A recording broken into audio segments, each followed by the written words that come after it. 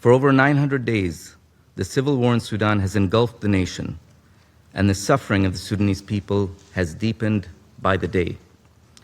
Meanwhile, the situation in al-Fashir has grown even more dire.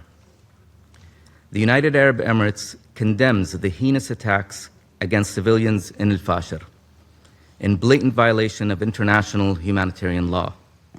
We call on the RSF to ensure the protection of civilians and humanitarian personnel. We call on the international community to ensure that all perpetrators of atrocities are held to account. With millions of Sudanese caught in the crosshairs of war, we join the international community's demand that both warring parties, the SAF and the RSF, exercise full restraint and cease all targeting of civilians.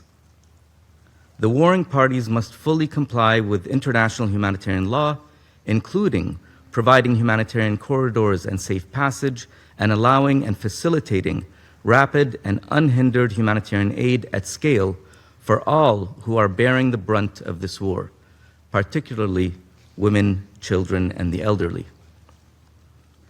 At a time when famine is spreading, it is more important than ever that assistance reaches people throughout Sudan and that the UN be allowed to do its job. The UAE commends the leadership of the United States for convening the Quad, which provides a robust platform to end the conflict in Sudan. The UAE reiterates the Quad's call for a humanitarian truce in Sudan to lead immediately to a permanent ceasefire. We must not allow the humanitarian situation to worsen, nor can we allow these atrocities to be overlooked. The perpetrators of these crimes must be held accountable. Mr. President, recent developments have once again revealed an undeniable truth. The path to peace cannot be forged on the battlefield.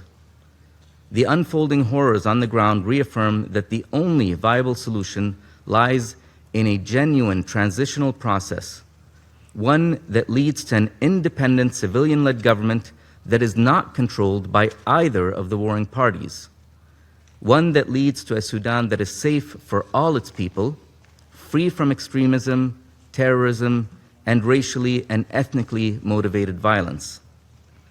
We call on the Council to apply pressure on the warring parties and use all its tools to compel them to return to the negotiating table with a genuine commitment to seek peace.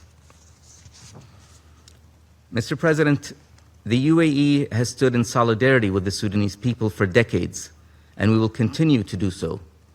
Today, we are announcing an additional $100 million to support life-saving humanitarian operations in al-Fashir.